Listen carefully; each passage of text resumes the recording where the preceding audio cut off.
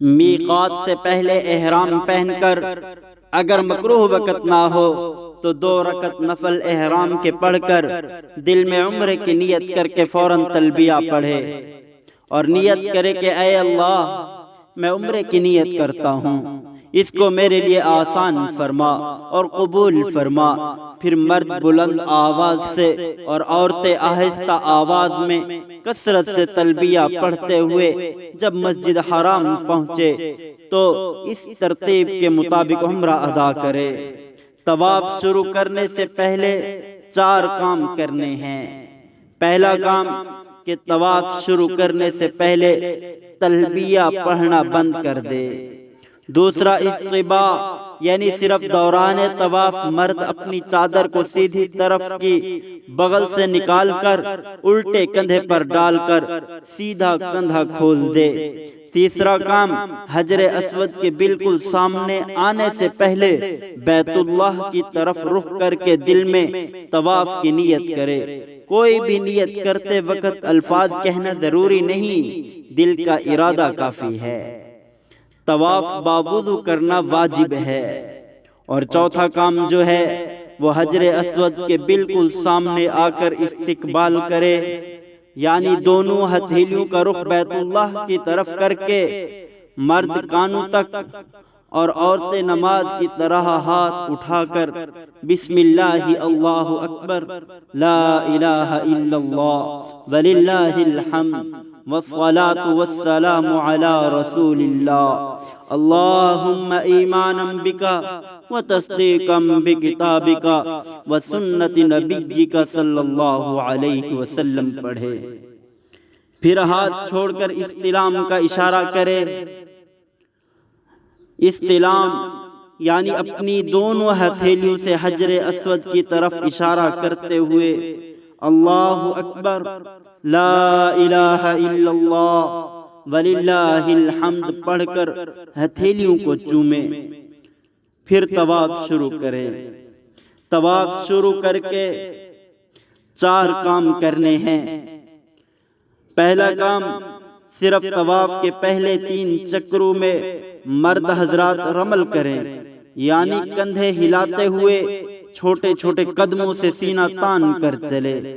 دوسرا کام دوران طواف رکن یمانی یعنی حجر اسود کے بائیں طرف والے کونے سے حجر اسود والے کونے تک ربنا آتنا فی الدنیا حسنہ وفی الآخرۃ حسنہ وقنا عذاب النار پڑھے۔ باقی جو بھی اذکار ہیں، ذکر ہیں، وہ کرے۔ اور دوران طواف تیسرا کلمہ پڑھنا بھی حدیث سے ثابت ہے۔ اور تیسرا جو کام ہے وہ یہ کہ ہر چکر کے شروع میں بالکل حجر اسود کے سامنے کھڑے ہو کر استلام کا اشارہ کر کے اللہ اکبر لا الہ الا اللہ وللہ الحمد پڑھے۔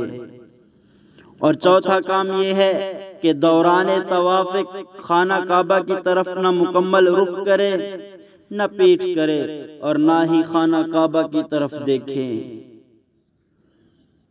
طواف کے 7 چکر مکمل کر کے 4 کام پھر کرنے ہیں۔ 7 چکر مکمل کرنے کے بعد 8ویں دفعہ استلام کا اشارہ کر کے ملتزم پر جا کر دعا کرے، اور اس پر خوشبو لگی ہوتی ہے، اس پر ہاتھ نہ لگائیں۔ دوسرا یہ کہ سیدھا کندھا ڈھانپ کر مقام ابراہیم کے پیچھے یا جہاں جگہ مل جائے 2 رکعت واجب الطواف پڑھے، جبکہ مکروہ وقت نہ ہو۔ اگر مکروہ وقت ہے تو پھر نہ پڑھے اور دعا مانگے۔ تیسرا خوب زمزم کا پانی پیے اور یہ دعا کرے کہ اللہم انی اسألک علما نافعا ورزقا واسعا وشفاء من کل داء، کہ اے اللہ نفع دینے والا علم عطا فرما اور رزق میں وسعت عطا فرما، ہر بیماری سے شفا عطا فرما۔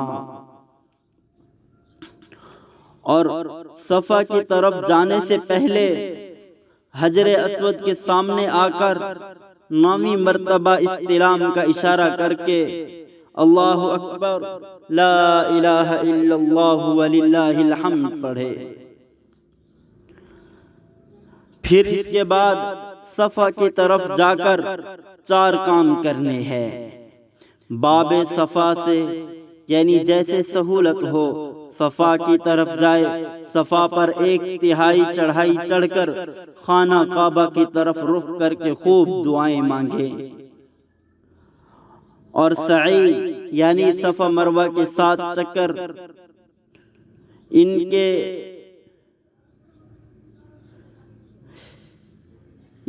جب یہ چکر لگا رہا ہو تو دل میں نیت کر کے ابتدا صفا سے کروے، مروہ پر پہنچ کر 1 چکر مکمل ہوگا، پھر مروہ سے صفا آئیں تو دوسرا چکر مکمل ہوگا، اسی ترتیب پر آخری 7واں چکر مروہ پر آ کر مکمل ہوگا۔ دوران سعی یہ دعا مانگے کہ رب اغفر وارحم وانت الاعز الاکرم۔